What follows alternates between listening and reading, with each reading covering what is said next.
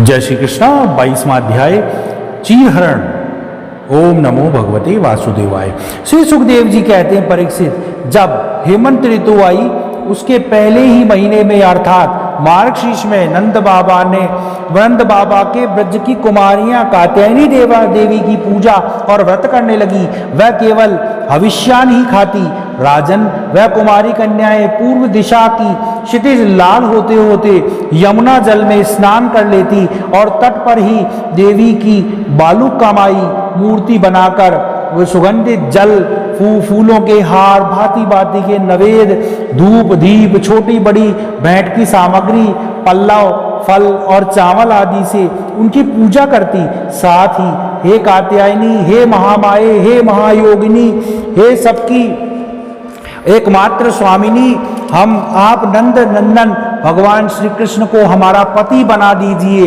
देवी, हम आपके चरणों में नमस्कार करती हैं। यह मंत्र का जाप करती हुई वह कुमारी देवियों की आराधना करती। इस प्रकार उन कुमारियों ने, जिनका मन श्री कृष्ण का निछावर हो चुका था, इस प्रकार संकल्प के साथ 1 महीने तक भद्रकाली की भली भांति पूजा की और नंदनंदन श्याम सुंदर ही हमारे पति हों। वह प्रतिदिन उषा काल में ही नाम ले लेकर एक दूसरी सखी को पुकार लेती और परस्पर हाथ में हाथ डालकर ऊंचे स्वर में भगवान श्री कृष्ण की लीला और नामों का गान करती हुई यमुना जल में स्नान करने के लिए जाती। एक दिन सब कुमारियों ने प्रतिदिन की भांति यमुना के जल में के तट पर जाकर अपने अपने वस्त्र उतार दिए और भगवान श्री कृष्ण के गुणों का गान करती हुई बड़े आनंद से जल क्रीड़ा करने लगी। परीक्षित, भगवान श्री कृष्ण सनकादि योगियों और शंकर आदि के भी योगेश्वरों के भी ईश्वर हैं। उन गोपियों की अभिलाषा छिपी ना रही थी। वह उनका अभिप्राय जानकर अपने सखा ग्वाल बालों के साथ उन कुमारियों की साधना सफल करने के लिए यमुना तट पर पहुंच गए। उन्होंने अकेले ही उन गोपियों के सारे वस्त्र उठा लिए और बड़ी फुर्ती से वह एक कदम्ब के वृक्ष पर चढ़ गए। साथ ही ग्वाल बाल ठका कर हंसने लगे और स्वयं श्री कृष्ण भी हंसने लगे।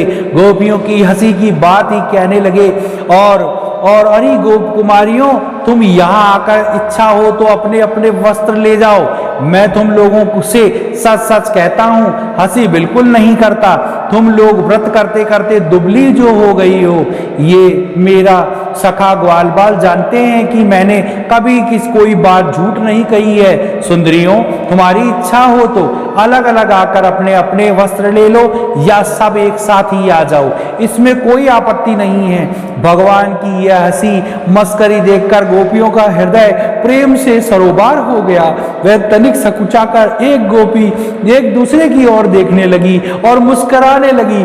जल से बाहर नहीं निकलती। जब भगवान ने हंसी हंसी में यह बात कही तब उनके विनोद से कुमारियों का चित्त और भी उनकी ओर खिंच गया। वह ठंडे जल में कंठ तक डूबी हुई थी। उनका शरीर थर थर कांप रहा था। उन्होंने श्री कृष्ण से कहा, प्यारे श्री कृष्ण, तुम ऐसी अनीति मत करो। हम जानते हैं कि तुम नंद बाबा के लाडले लाल हो, हमारे प्यारे हो। सारे ब्रजवासी तुम्हारी सराहना करते हैं। देखो, हम जाड़े के मारे ठिठुर रही हैं। तुम हमें हमारे वस्त्र दे दो। प्यारे श्याम सुंदर, हम तुम्हारी दासी हैं। तुम तो जो कुछ कहोगे हम करने को तैयार हैं। तुम तो धर्म और धर्म का मर्म भली भांति जानते हुए हमें कष्ट मत दो। हमारे वस्त्र हमें दे दो, नहीं तो हम जाकर नंद बाबा से कह देंगे। भगवान श्री कृष्ण ने कहा, कुमारियों, तुम्हारी मुस्कान पवित्रता और प्रेम से भरी हुई है। देखो, जब तुम अपने को मेरी दासी स्वीकार करती हो और मेरी आज्ञा का पालन करना चाहती हो तो यहाँ आकर अपने वस्त्र ले लो। परीक्षित, यह कुमारियां ठंड से ठिठुर रही थी, कांप रही थी। भगवान की ऐसी बात सुनकर वह अपने दोनों हाथों से गुप्त अंगों को छिपाकर यमुना जी से बाहर निकली। उस समय ठंड से उन्हें बहुत ही सता रही थी। उनके इस शुद्ध भाव से भगवान बहुत प्रसन्न हुए। उनको अपने पास आई देखकर उन्होंने गोपियों के वस्त्र अपने कंधे पर रख लिए और बड़ी प्रसन्नता से मुस्कुराते हुए बोले, अरे गोपियों, तुमने जो व्रत लिया था उसे अच्छी तरह निभाया है, इसमें संदेह नहीं, परंतु इस अवस्था में वस्त्रहीन होकर तुमने जल में स्नान किया है। इससे जो जल के अधिष्ठात्र देवता वरुण का तथा यमुना जी का अपराध हुआ है। अतः अब इस दोष की शांति के लिए तुम अपने हाथ जोड़कर सिर पर ले जाओ, उन्हें झुककर प्रणाम करो, तदंतर अपने अपने वस्त्र ले जाओ।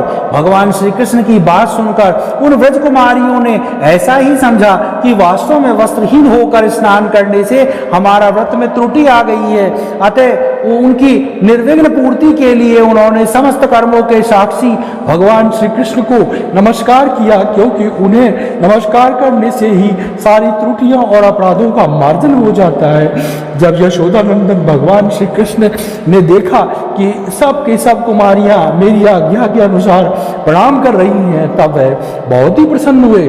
उनके हृदय में करुणा उमड़ आई और उन्होंने उसके वस्त्र दे दिए।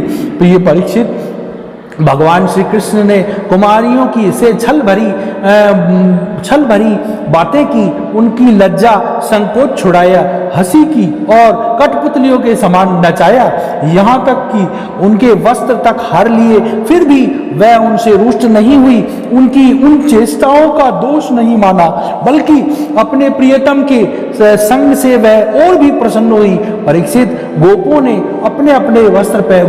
अपने अपने वस्त्र पहन लिए, परंतु श्री कृष्ण ने उनके चित्त को इस प्रकार अपने वश में कर रखा था कि वह वहां से एक पग भी न चल सकी। अपने प्रियतम के समागम के लिए सजकर वह उन्हीं की ओर लचीली चितवन से निहारती रही। भगवान श्री कृष्ण ने देखा कि उन कुमारियों ने उनके चरण कमलों का स्पर्श की कामना से ही व्रत धारण किया है और उनके जीवन की एकमात्र यही संकल्प है। तब गोपियों के प्रेम के अधीन होकर उखल तक में बन जाने वाले भगवान श्री कृष्ण ने उनसे कहा, मेरे परम प्रिय सी कुमारियों, मैं तुम्हारा यह संकल्प जानता हूं कि तुम मेरी पूजा करना चाहती हो। मैं तुम्हारी इस अभिलाषा का अनुमोदन करता हूं। तुम्हारा यह संकल्प सत्य होगा, तुम मेरी पूजा कर सकोगी। जिन्होंने अपना मन और प्राण मुझे समर्पित कर रखा है, उनकी कामनाएं उनकी सांसारिक भोगों की ओर ले जाने वाले समर्थ नहीं होती। ठीक वैसे ही जैसे भुने या उबले हुए बीज फिर अंकुर के रूप में उगाने के योग्य नहीं रह जाते, इसलिए कुमारियों, अब तुम अपने अपने घर लौट जाओ। तुम्हारी साधना सिद्ध हो गई। तुम आने वाली शरद ऋतु की रात्रि में मेरे साथ विहार करोगी। सतियों, इसी उद्देश्य से तो तुम लोगों ने यह व्रत और कात्यायनी देवी की पूजा की थी। श्री सुखदेव जी कहते हैं, परीक्षित, भगवान की आज्ञा पाकर वह कुमारियां भगवान श्री कृष्ण के चरण कमलों का ध्यान करती हुई जाने की इच्छा न होने पर भी बड़े कष्ट से ब्रज में गई। अब उनकी सारी कामनाएं पूर्ण हो चुकी थी। प्रिय परीक्षित, एक दिन भगवान श्री कृष्ण बलराम जी और ग्वाल बालों के साथ गोएं चराते हुए वृंदावन में बहुत दूर निकल गए। ग्रीष्म ऋतु थी, सूर्य की किरणें बहुत ही प्रखर हो रही थी, परंतु घने घने वृक्ष भगवान श्री कृष्ण के ऊपर छत्ते के काम कर रहे थे। भगवान श्री कृष्ण ने वृक्षों को छाया करते देख स्तोत्रष्ट अंशु, श्रीदामा, सुबल, अर्जुन, विशाल, ऋषभ, तेजस्वी, देवप्रथ और वरुथप आदि ग्वाल बालों का संबोधन करके कहा, मेरे प्यारे मित्रों, देखो यह वृक्ष कितने भाग्यवान हैं। इनका सारा जीवन केवल दूसरों की भलाई करने के लिए ही है। यह स्वयं तो हवा के झोंके, वर्षा, धूप और पाला यह सब सहते हैं, परंतु हम लोगों को उनसे रक्षा करते हैं। मैं कहता हूं कि इन्हीं का जीवन सबसे श्रेष्ठ है, क्योंकि इनके द्वारा सब प्राणियों को सहारा मिलता है, इनका जीवन निर्वाह होता है। और जैसे सज्जन पुरुष के घर से कोई याचक खाली हाथ नहीं लौटता, वैसे इन वृक्षों से भी सभी को कुछ न कुछ मिल जाता है। यह अपने पत्ते, फूल, फल, छाया, जड़, छाल, लकड़ी, गंध, गोंद, राख, कोयला, अंकुर और कोपलों से भी लोगों की कामना पूर्ण करते हैं। मेरे प्यारे मित्रों, संसार में प्राणी तो बहुत हैं, परंतु उनके जीवन की सफलता इतने में ही है कि जहां तक हो सके अपने धन से, विवेक विचार से, वाणी से, प्राणों से भी ऐसा कर्म करे जिससे कि दूसरों की भलाई हो। परीक्षित, दोनों ओर के वृक्ष नई नई कोपलें, गुच्छों, फल, फूलों और पत्तों से लद रहे हैं। उनकी डालियां पृथ्वी तक झुकी हुई है। इस प्रकार भाषण करते हुए भगवान श्री कृष्ण उन्हीं के बीच से यमुना तट पर निकल पाए।